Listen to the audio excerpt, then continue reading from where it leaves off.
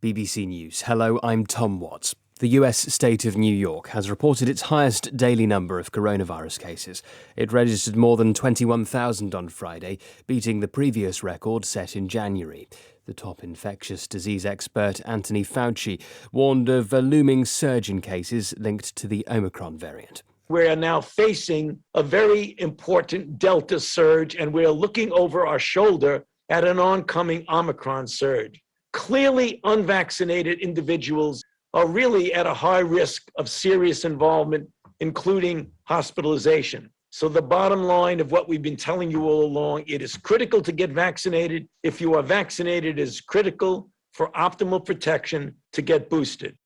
The French Prime Minister Jean Castex has said the Omicron variant is spreading at lightning speed in Europe. He said it was likely to become dominant in France early next month.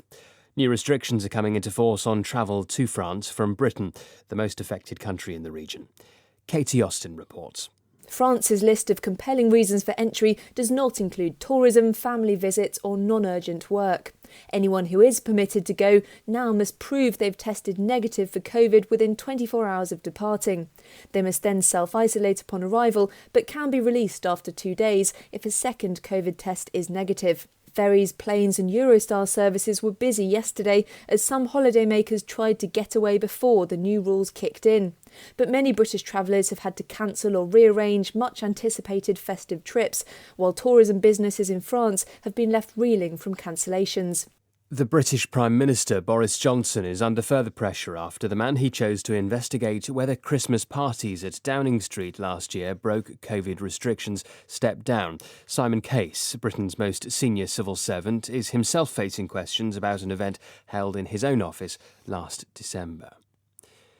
The British socialite Ghislaine Maxwell, who is on trial in the United States on sex trafficking charges, has told a New York court she won't be giving evidence. Ms. Maxwell denies grooming girls for the late convicted paedophile Jeffrey Epstein.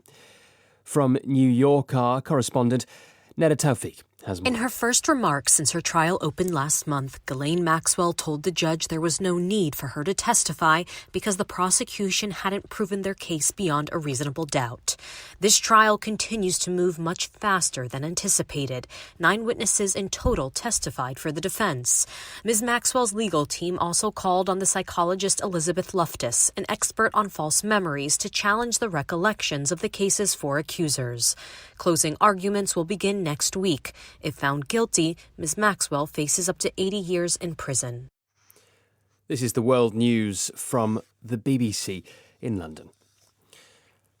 Argentina's lower house of Congress has narrowly rejected the government's budget proposals for next year after a marathon debate. The economy minister, Martín Guzmán, said the government would extend the current budget as a temporary measure. The development is a setback for the efforts of President Alberto Fernández to revive Argentina's economy. An American man has been sentenced to 5 years in prison for attacking police during the storming of the US Congress by Donald Trump's supporters. The jail term handed to Robert Palmer is the longest so far of anyone involved in January's riot.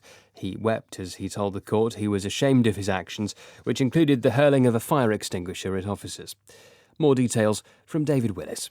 In a handwritten note to the judge, Robert Palmer said that he felt he'd been duped into taking part in the insurrection on the Capitol building. He said that it was born of loyalty to the former president Donald Trump, and he said that he now believed that the claim that the presidential election had been stolen was a lie. Robert Palmer's conviction, I think, a sign that the noose is tightening around those that officials in Washington D.C. believe were to blame for that insurrection.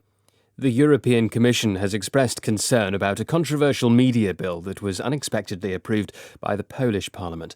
A Commission Vice President said the legislation, which would limit foreign ownership of broadcasters, sent another negative signal about the rule of law and democratic values in Poland.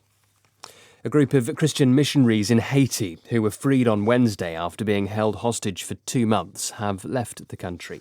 The head of the US-based Christian Aid Ministries, David Troyer, said all 17 of the former captives seemed to be doing reasonably well. The youngest was a 10-month-old baby. Mr. Troyer thanked the US government for its help in securing their return. BBC News.